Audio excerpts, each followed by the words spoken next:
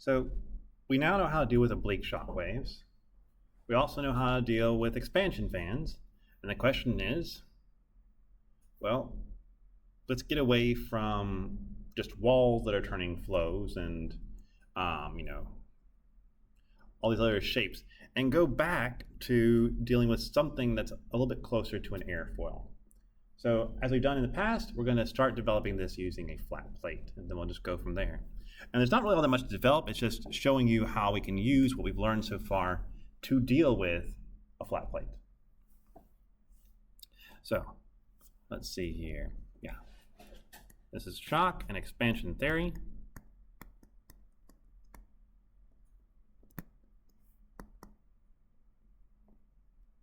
And how we apply it to supersonic airfoils.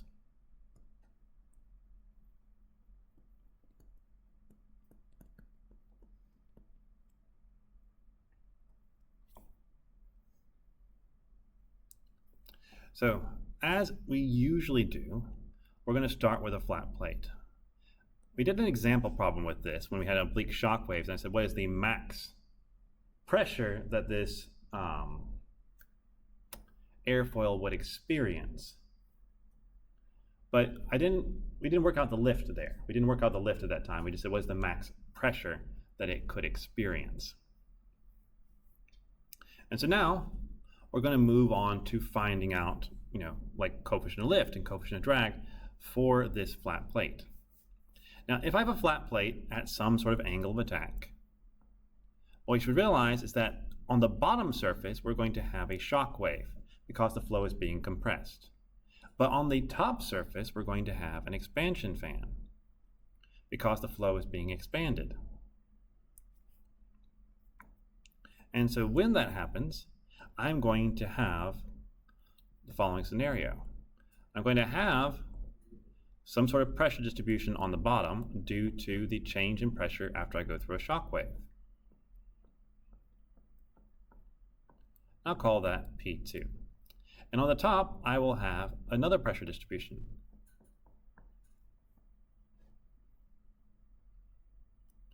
That will be P3. And P2 is going to be greater because it's going through a shock wave, and P3 will be less because it's going through an expansion fan. Because remember, expansion fans drop the pressure, and shock waves increase the pressure. So P3 will be less than P1, okay? And P2 will be greater than P1.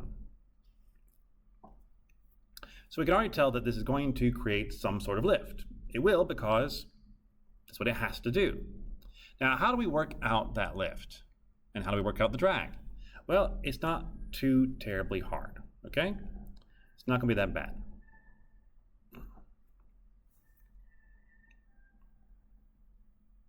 So what we should realize is that these pressures are going to lead to some resultant force. The resultant force will be perpendicular to that surface because the pressures are also perpendicular to that surface. And we can then break up that resultant force into two components. It will have the drag component and the lift component. Now, where does that come from? Well, it's just from our geometry. So this right here is an angle of attack alpha, and from trig, that will also be angle of attack alpha. I like people to say from trig. If you want to, you can put the triangle down here, and you can work it out from right angles. But what we can realize is that that resultant force, if I make it per unit span at least, is going to be equal to the difference in the pressures on the top and the bottom times the chord. How long is that surface? Where the surface right here, that length is C. Okay? If you're wondering whether that is the case, remember that pressure is equal to force over area.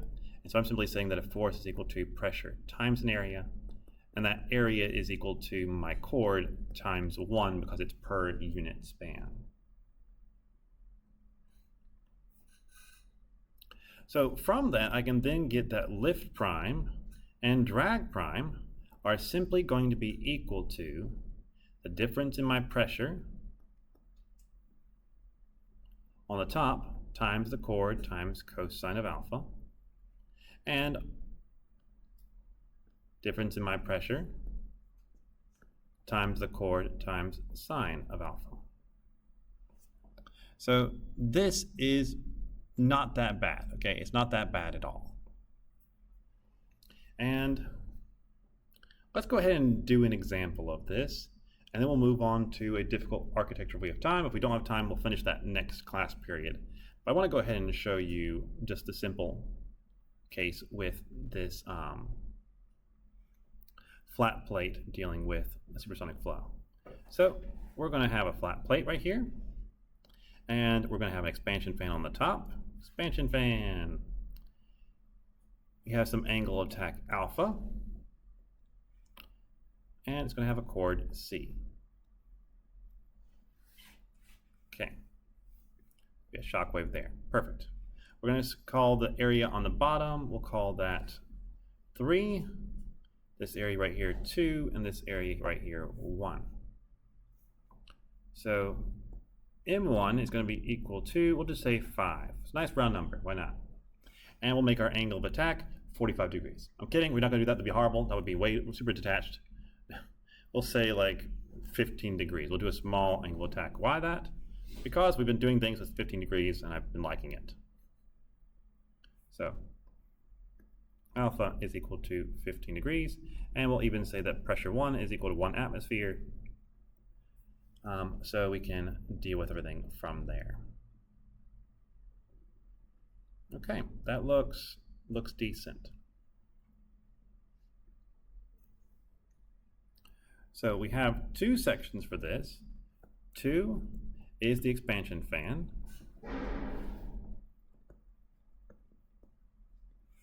and 3 is the oblique shock. 2 is expansion fan, 3 is the oblique shock, and we're going to do everything like we've done it in the past. We've just been doing it for one of these, okay? So for the expansion fan, first, we use our Mach number, which is 5, to find what our value of nu is. What is it going to be? And I'm going to go ahead and just find that for us.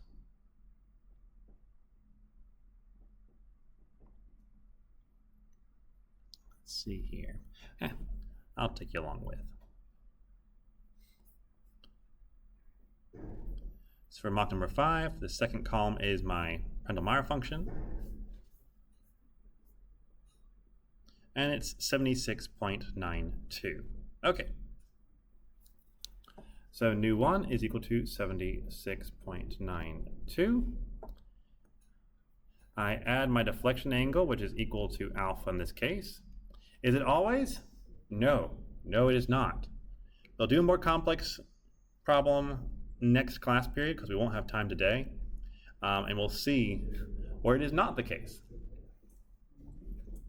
So we're going to add 15 to it, which means that nu2 is going to be equal to 91.92 degrees, if I did my math right. I did. Nice, for once. Okay, and so from that, I'm going to go back to Appendix C and figure out what M2 is going to be equal to. And what is it equal to? I don't know. We're going to find out. So 91.92, once again, I'm going to the closest place. 91.92 is pretty dang close to 92. So I'm going to say it's a Mach number of 7.2 on top.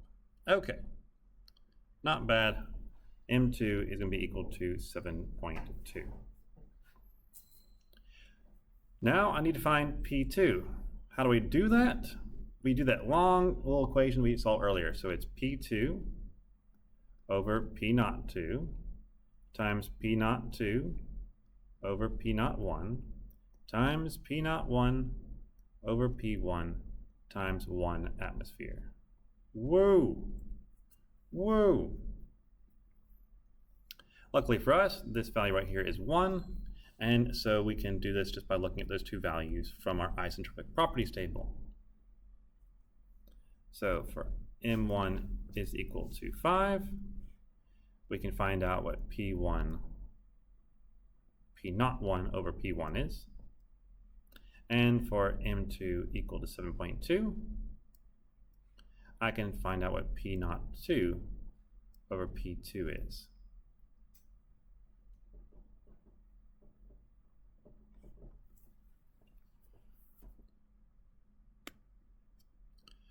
So let's look this up.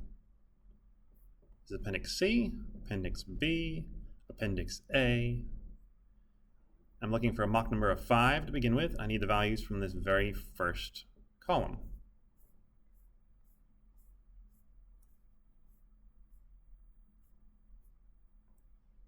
Okay, and I get 529.1. Woo!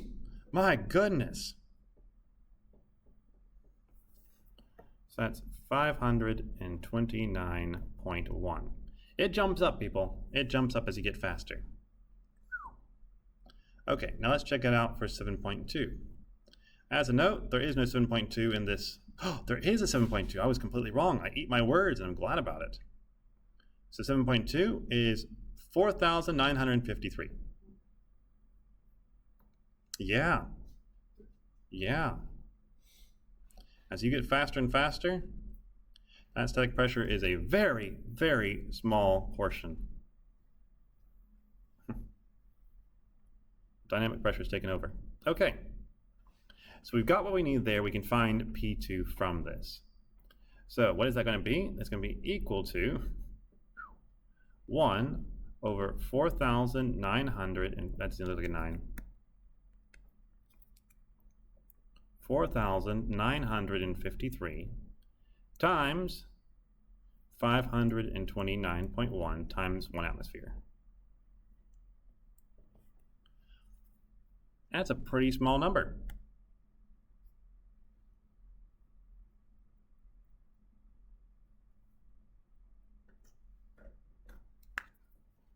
So that equals 0.106 atmospheres. Okay, we got it. Now, let's go ahead and do the oblique shock section. Okay, so let's draw our diagram again so we have a little bit easier time with it. Here's our deflection angle, which is equal to 15 degrees. Here's our shock wave. Our flow is initially going this direction, and so this right here is going to be equal to beta. And we have an M1, which is equal to 5. So I have to go to my theta beta Mach diagram to solve this. So let me go ahead and grab that and put that in here. And voila. So with that, let's look at a Mach number of 5, which thankfully has a line. I didn't completely destroy myself. And we can figure out what it's going to be for a deflection angle of 15 degrees.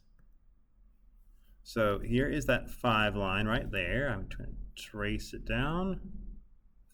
I am grateful that they put these steps at such small intervals. Right here is 15. It's 2 steps behind 16. I go up. And oh my goodness, it hits right at a beautiful number. I go across. And that is 20, 21, 22, 23, 24. 24. So we get that our beta is equal to 24 degrees. I'm way too zoomed in. That beta looks really messed up. That's okay. Okay, let's get over here. So we have the information we need now to solve this for the oblique shock section. So I'm going to get that my M1 normal is equal to, and that's going to be M1 times sine of beta. This is going to be equal to 5 times sine of 24 degrees. What's that equal? Well, let's test the calculator. It's going to be 2.033.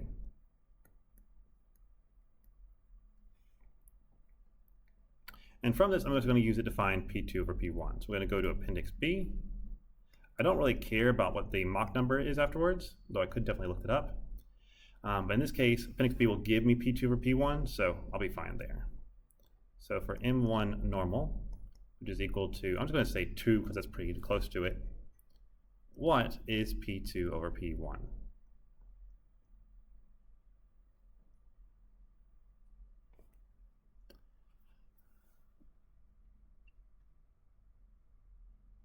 I'll go ahead and find that for us rather than jumping there again, so we don't have to bounce back and forth.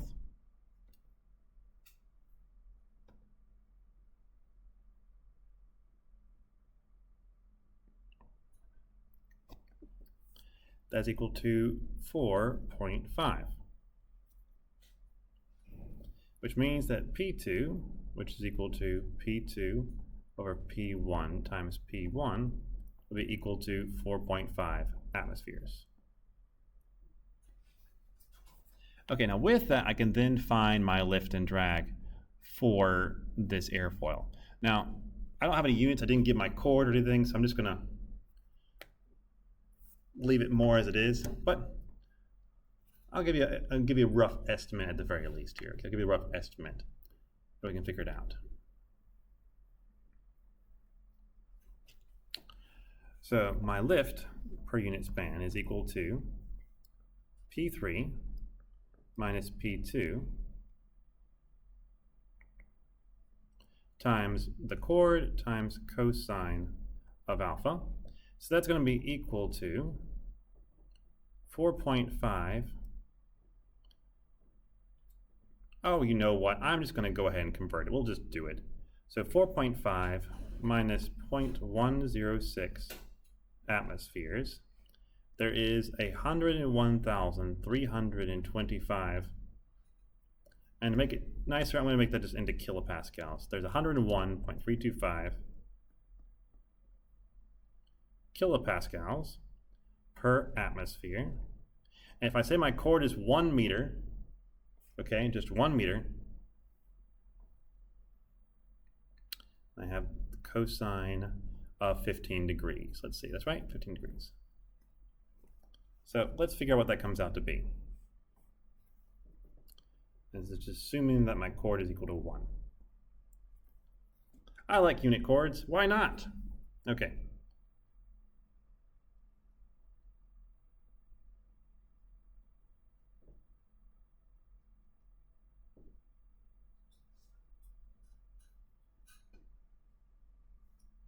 If I do order of operations correctly, we'll even get the right answer.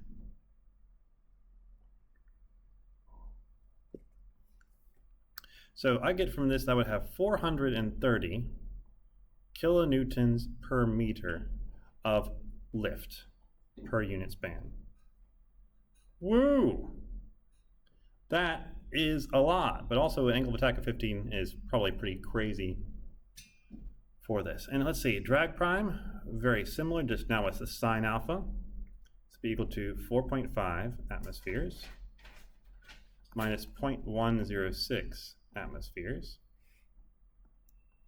times 101.325 kilopascals per atmosphere times sine of 15 degrees.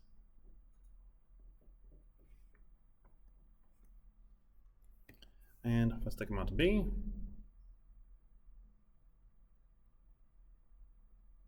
Once again, being careful with my order of operations.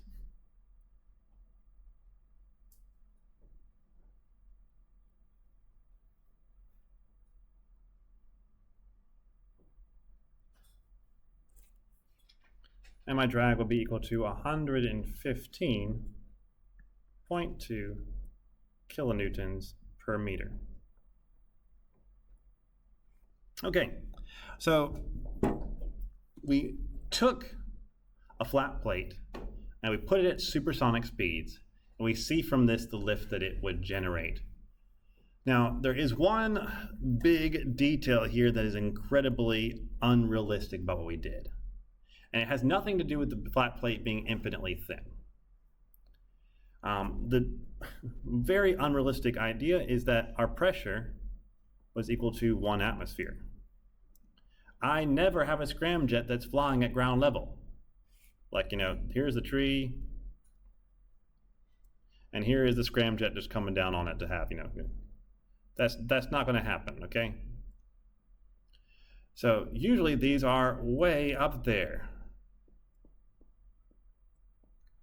And if they're way up there, the pressure is going to be much less than 1 atmosphere.